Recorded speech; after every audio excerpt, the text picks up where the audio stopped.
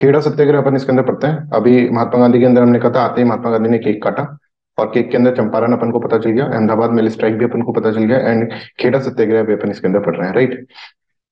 चलिए तो let's start the class. ठीक है, चलो खेड़ा सत्याग्रह के अंदर हम ये देखें, खेड़ा जो है वो क्या है। खेड़ा चंपारण गुजरात में था, अहमदाबाद गुजरात, चंपारण बिहार के अंदर है, अहमदाबाद गुजरात में, और खेड़ा भी गुजरात में है।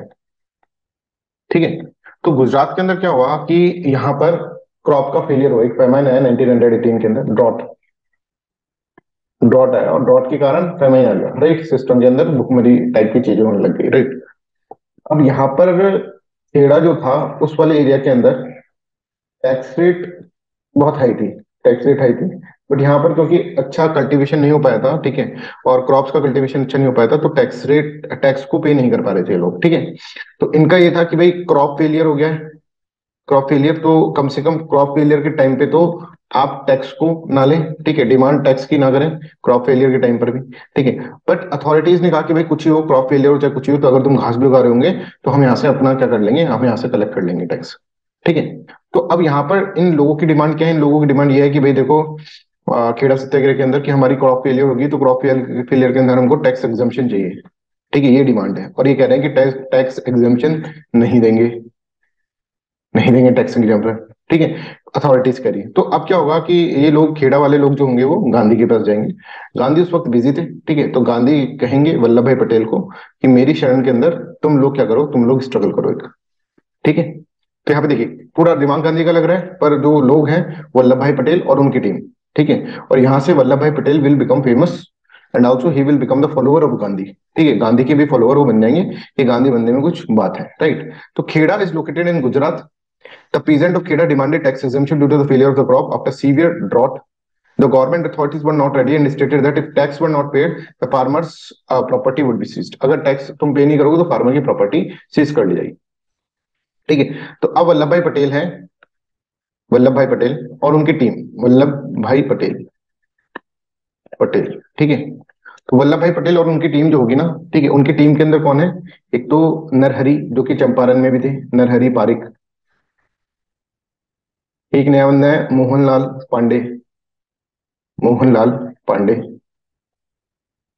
और एक है रविशंकर, रविशंकर, ठीक है, व्यास, और एक है इंदुलाल याग्निक, इंदुलाल याग्निक, ये मेन बंदे हैं, ठीक है। और आप देखेंगे इसमें भी भगवान है, इसमें भगवान है, इसमें भगवान है, नरहरि, मोहनलाल, रविशंकर और इंदुलाल याग्निक, ठीक है। ये चार लोग हैं, वो क्या है, वो अगर आप देखेंगे देवरदा खेड़ा सत्याग्रह के अंदर, ये लोग, ठीक है। तो खेड़ा सत्याग्रह के अंदर मतलब बहुत सारे लोग हैं वैसे तो, ठीक है, बट अपन को चार पांच ही याद रखने होते हैं, ये मेन है, इनमें से क्वेश्चन पूछा जाता है, ठीक है। तो I hope this is clear to everyone. तो गांधी क्या करेंगे, गांधी पहले एक बार विजिट करेंगे, ठीक है, और गांधी यहाँ पर देखेंगे, वल्लभ भाई पटेल से कहेंगे कि भाई जाओ और तुम जाकर सत्याग्रह स्टार्ट करना है अपन को, तो पहले जाकर वहां पर तुम आराम से ये रिसर्च वर्क करो अपना, रिसर्च वर्क, ठीक है। और रिसर्च वर्क के बाद तुम ये देखो कि क्या सत्य है, क्या ये जो ये लोग बोल रहे हैं ये कहीं झूठ मूठ तो नहीं बोल रहे हैं, क्या ये सत्य है, क्या यहाँ पे ऐसी कंडीशन है,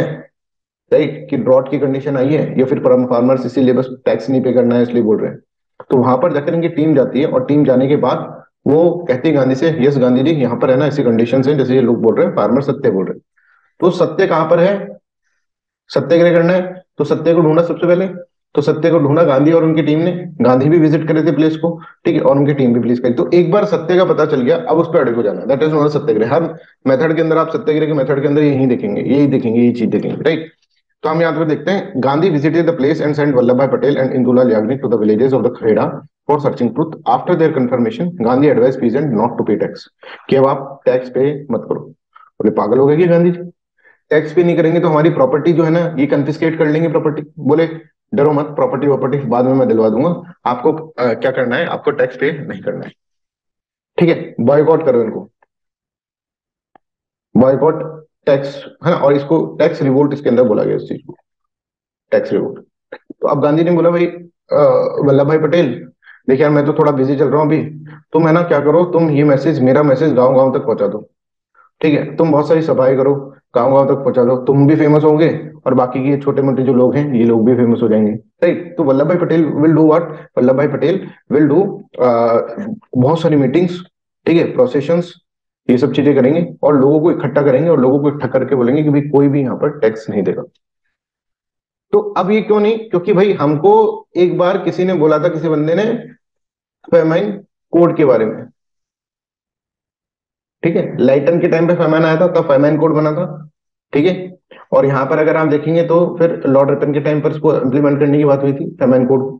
तो फेमाइन कोड के अंदर ये कहा था ना, याद करो, फेमाइन कोड के अंदर ये कहा था कि भाई अगर मान लीजिए क्रॉप का प्रोडक्शन नहीं होता है तो टैक्स एग्जेम्प्ट कर देंगे। तो हम कोई इलीगल डिमांड तो कर नहीं रहे, फेमाइन कोड के अंदर पहले से लिखा हुआ है, समझ रहा है।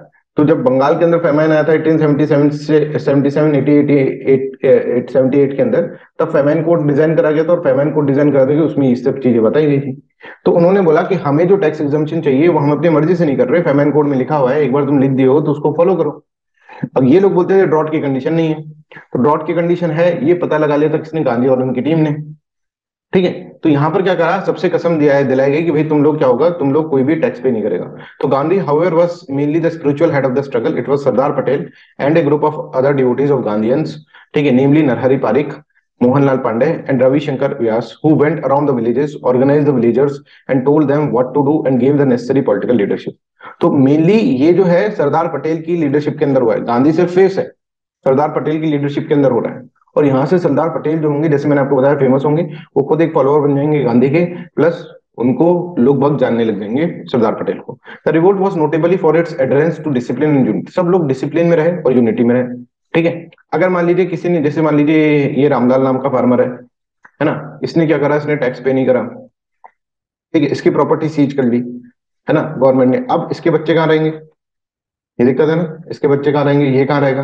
तो इसके लिए जो पड़ोसी है उसने घर के दरवाजे खोल दिया, भाई तुम्हें यहाँ पे रह ले, समझ रहा है, इसके रिलेटिव। तो इस तरह से लोगों के अंदर बहुत यूनिटी थी, राइट। अच्छा, ये प्रॉपर्टी मान लो गवर्नमेंट ने ये प्रॉपर्टी ले ली, ठीक है, और गवर्नमेंट ने ये प्रॉपर्टी अब बेच रही है किसी को। आप बेच देंगे तो दिक्कत आएगी कि फिर वापस कैसे ले पाएंगे इनसे, है ना। तो जिसको बेच रहे हैं ना, वो अगर खरीद रहा है, जो भी खरीद रहा है ना, उसको पूरा बायकॉट कर दे रहे हैं ये लोग कि तूने इसकी प्रॉपर्टी खरीद ली, कितना गंदा आदमी है, तो बॉयकॉट कर दिया। तो कोई प्रॉपर्टी भी नहीं खरीद रहा गवर्नमेंट से, समझ में रहा है? वहां की जो लोकल एरिया के लोग हैं वो प्रॉपर्टी भी नहीं खरीद रहे गवर्नमेंट से, गवर्नमेंट कन्फिस्केट करके क्या करेगी, प्रॉपर्टी बेचेगी। तो कोई गवर्नमेंट से प्रॉपर्टी भी नहीं खरीद रहा। अब यहाँ पर ये समझो कि अगर मान लो गवर्नमेंट कन्फिस्केट करती है एक प्रॉपर्टी की, फार्मर ने टैक्स नहीं दिया, इसकी प्रॉपर्टी हमने छीन ली, तो अब गवर्नमेंट अगर मान लीजिए ऑक्शन कर देती किसी थर्ड पर्सन को, तो फिर जब सुलह होगी कि गवर्नमेंट तुम्हारी कन्फिस्केट करी हुई प्रॉपर्टी वापस दो, तो ये प्रॉपर्टी तो नहीं दे पाएगी गवर्नमेंट, समझ में आ रहा है? तो इसलिए लोगों के अंदर ये था कि भाई कोई खरीदो मत इसको, प्रॉपर्टी को कोई खरीदेगा नहीं। अब अगर मान लीजिए लास्ट के अंदर क्या होता है, लास्ट के अंदर ये होता है कन्फिस्केट वाली प्रॉपर्टी वापस दे दो, तो वो दे देंगे। पर अगर किसी को बेच दी, बोले गवर्नमेंट बोले भाई अब मैं क्या करूं, मैंने तो मोहनलाल को बेच दी, है ना, तो कोई प्रॉपर्टी नहीं खरीदी, इसलिए जो प्रॉपर्टी खरीदा था उनकी तरफ बॉयकॉट कर रहे थे, समझ में आ रहा है? तो यहाँ पर ये मेथड्स हैं, ये नेचर है कुछ इस तरह का। Even when the government seize the farmers personal property and land and livelihood for the non payment of tax, the vast majority of Kheda farmers did not desert Sardar Patel, Sardar Patel के साथ रहे और सरदार पटेल को अपोज, मतलब सरदार पटेल जो कह रहे थे उनकी बात उन्होंने मानी, इवन कि उनकी गवर्नमेंट की प्रॉपर्टी, उनकी पर्सनल प्रॉपर्टी सीज कर दी। गुजराती थे another part of the state who sympathised with the cause of the revolt, assisted by sheltering the protesting peasants relative and property, ठीक है। Those Indians who attempted to purchase the confiscated property, उनको socially boycott कर दिया जाता था।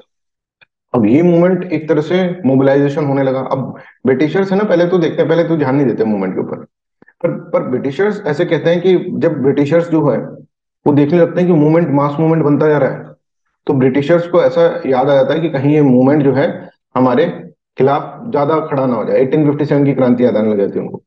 तो जैसे ही Britishers देखते हैं कि यार ये ज्यादा हो रहा है मूवमेंट, और ये मूवमेंट एक तरह से ब्रिटिशर्स को भी पता है कि कहाँ पर वो गलत है ना, तो यहाँ पर क्या होता है, यहाँ पर ब्रिटिशर्स थोड़े से बैकआउट कर जाते हैं, ठीक है। तो ब्रिटिशर्स क्या कहेंगे, यहाँ पर ब्रिटिशर्स को लगेगा मास मोबिलाइजेशन बहुत अच्छा हो रहा है, लोग बहुत ज्यादा क्या कर रहे हैं, और गांधी जो है वो पहले एक बार सक्सेस रह चुके हैं चंपारण के अंदर, ठीक है। फिर अहमदाबाद मिल स्ट्राइक, उसमें खुद के लोगों से लड़ लिए गांधी, इंडियंस वर्सेस इंडियंस। और यहाँ पर खेड़ा सत्याग्रह है, इसके अंदर भी गांधी तो फेमस है ही। तो पूरा कहीं मास मूवमेंट ना मिल जाए, कहीं गुजरात से हटके कहीं दूसरा मूवमेंट ना बन जाए, ये उनको डर रहता था। तो फिर ब्रिटिशर्स क्या कहेंगे, यार इस चीज को भी यहीं पे दबा देते हैं फिर। और ब्रिटिशर्स ये भी नहीं चाहते थे कि गांधी इस टाइम पे हीरो बन जाए, समझ में आ रहा है? हीरो कैसे बनेंगे? जब ये मूवमेंट मान लो गुजरात से उठकर राजस्थान तक भी पहुंच गया तो फिर क्या होगा? ठीक है, या फिर किसी और स्टेट तक पहुंच गया, ब्रिटिश इंडिया के अंदर स्टेट्स, तो फिर क्या होगा? ये ब्रिटिशर्स क्वेश्चन ले जाते हैं। तो यहाँ पे देखिए, unity and defence of the farmers, their preparation and the mood compelled government to issue circular, एक सर्कुलर करा that tax should be collected only from those who were in position to pay. सिर्फ वही tax दें जिसके पास position है पे करने की, जो पे कर सकता है वही टैक्स दें, बाकी लोग टैक्स मत दें। ठीक, गांधी कहेंगे ठीक है भाई, जिसको देना है वो दे सकते हो, और जिसको नहीं देना वो नहीं दे सकते, नहीं देना हो। तो this is what Gandhi advice peasants to accept the order and and the movement. समझ में आ रहा है? I hope this is clear to everyone. यहां तक सबको क्लियर है? Any doubt in this one?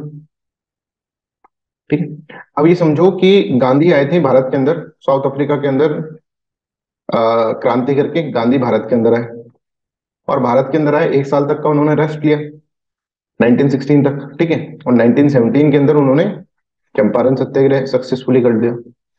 ठीक है, फिर 1918 के अंदर उन्होंने खेड़ा सत्याग्रह जो है, सॉरी, अहमदाबाद में स्ट्राइक कर दिया। फिर इसी साल उन्होंने, अगर आप देखेंगे यहाँ पर, उन्होंने क्या कर दिया? खेड़ा सत्याग्रह कर दिया। तो भाई